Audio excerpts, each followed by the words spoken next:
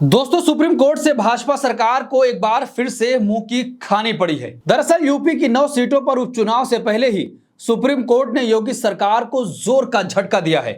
Supreme court ने उत्तर प्रदेश की योगी सरकार और त्रिपुरा की भाजपा सरकार को फटकार लगाते हुए सुप्रीम कोर्ट ने मदरसे के पक्ष में फैसला सुनाया है। यूपी सरकार के मदरसों वाले फैसले पर रोक लगा दी है। सुप्रीम कोर्ट ने मदरसों को भंग करने को लेकर जो एनसीपीसीआर की सिफारिश थी उस पर पूरी तरीके से रोक लगा दी है और आगे उत्तर प्रदेश की सरकारी कार्रवाई पर भी रोक लगाई गई है। इसे लेकर सुप्रीम कोर्ट ने केंद्र और राज्य की दोनों सरकारों को नोटिस भी जारी किया है और कहा है कि 4 हफ्ते के अंदर आपको इसका जवाब भी देना होगा कि किस आधार पर आप मदरसे को बंद करने की बात कर रहे थे।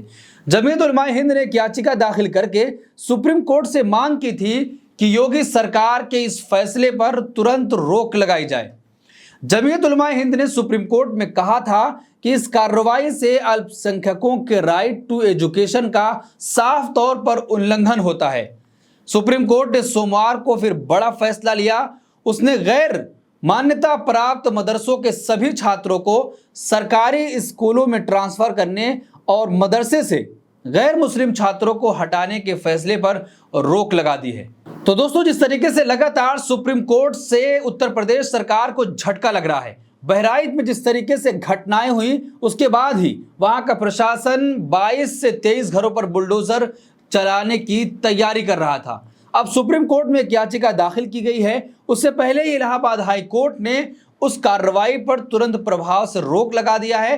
प्रशासन ने सिर्फ 3 दिन तक का समय दिया था कि 3 दिन के अंदर आप अपना सामान हटा लीजिए या फिर जवाब दीजिए कि कैसे आप एक सरकारी जमीन पर कब्जा करके घर बनाए हुए थे।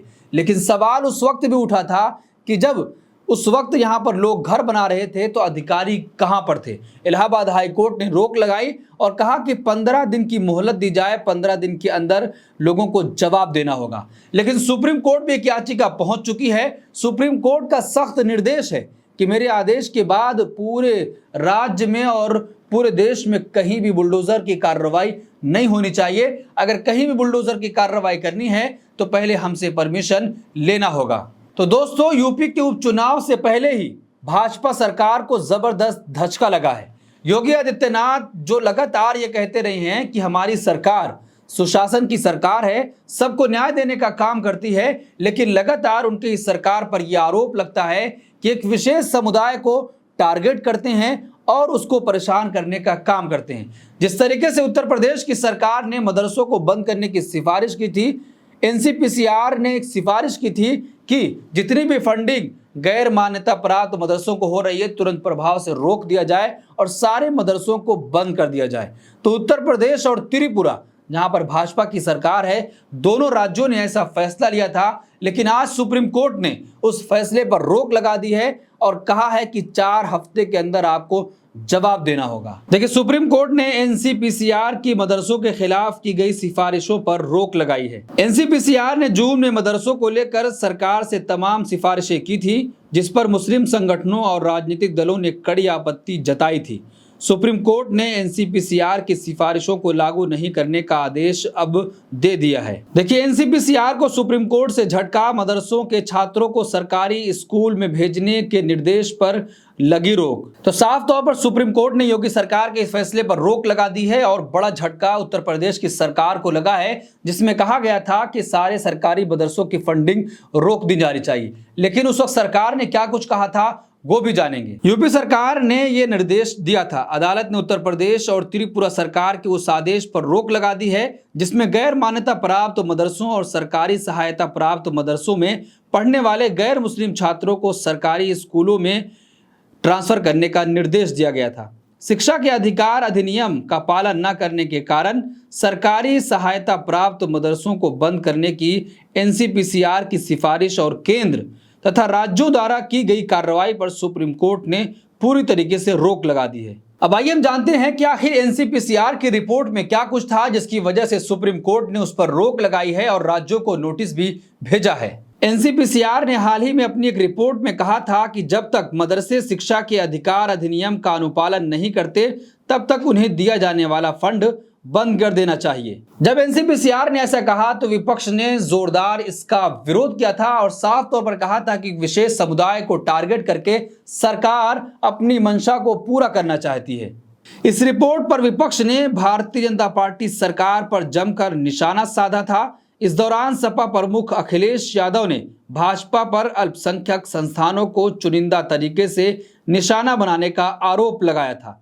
इसके बाद एनसीपीसीआर के अध्यक्ष प्रियांक कानूनगो ने कहा था कि उन्होंने कभी भी ऐसे मदरसों को बंद करने की मांग नहीं की थी, बल्कि उन्हें सिफारिश की थी कि इन संस्थानों को दी जाने वाली सरकारी फंडिंग रोक दी जाए, क्योंकि ये गरीब मुस्लिम बच्चों को शिक्षा से वंचित कर रहे हैं। सुप्रीम कोर्ट ने सिर्फ उत्तर प्रदेश और त्रिपुरा सरकार को फटकार नहीं लगाई है, सिर्फ उनको नोटिस नहीं भेजा है, बल्कि इलाहाबाद हाई कोर्ट के उस फैसले पर भी सुप्रीम कोर्ट ने कटाक्ष किया है कि जिस तरीके से इलाहाबाद हाई कोर्ट ने कहा कि मदरसे एक धर्म को बढ़ाने के लिए बनाए गए हैं, इसीलिए ऐसे मदरसों पर रोक लगनी चाहिए। सुप्रीम कोर्ट ने क्या कुछ कहा है जानेंगे। इलाहाबाद ने अपने फैसले में तर्क दिया था कि मदरसे में धर्म सिखाया जाता है तो ये धार्मिक शिक्षा होगी और धर्मनिरपेक्षता का उल्लंघन होगा। सुप्रीम कोर्ट में जाने माने वकील मनु सिंघवी ने अरुणा राय मामले के फैसले 368 का हवाला देते हुए तर्क दिया, क्योंकि संस्कृत, हिंदू धर्म या इस्लाम पढ़ाया जाता है तो ये धार्मिक इंस्ट्रक्शन नहीं बन जाएगा। ये अरुणा राय फैसले का आदेश था। उन्होंने पूछा, हमारे हरिद्वार और ऋषिकेश में भी बहुत प्रसिद्ध गुरुकुल है जो बहुत अच्छा काम कर रहे हैं। मेरे पिता के पास वहाँ से डिग्री है, क्या आप उन्हें यह कहकर बंद कर देंगे कि वे धार्मिक शिक्षा के स्थान हैं?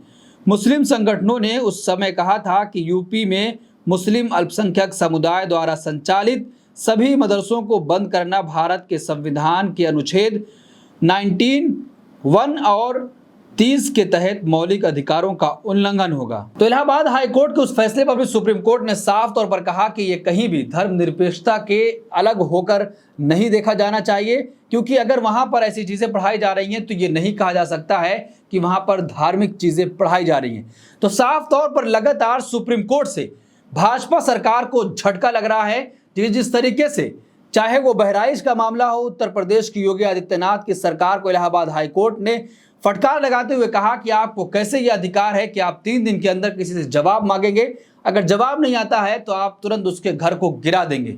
जबकि सुप्रीम कोर्ट का सख्त निर्देश है कि मेरे आदेश के बिना पूरे देश में कहीं भी बुलडोजर की कार्रवाई नहीं होनी चाहिए। तो जिस तरीके से मदरसे को बंद करने की उत्तर प्रदेश सरकार की एक साजिश थी, अब उस पर सुप्रीम कोर्ट ने बड़ी रोक लगा दी है और राज्य से इसका जवाब भी मांगा है कि आप किस आधार पर यह कह रहे थे कि मदरसों से गैर मुस्लिम बच्चों को स्कूल में ट्रांसफर कर दिया जाए और जो फंडिंग हो रही है उस फंडिंग को रोक दी जाए। इस पूरे मामले पर आप क्या सोचते हैं, आपकी क्या राय है? कमेंट बॉक्स अपनी राय जरूर दें और ऐसी तमाम खबरों के लिए देखते रहिए देश नीति। धन्यवाद।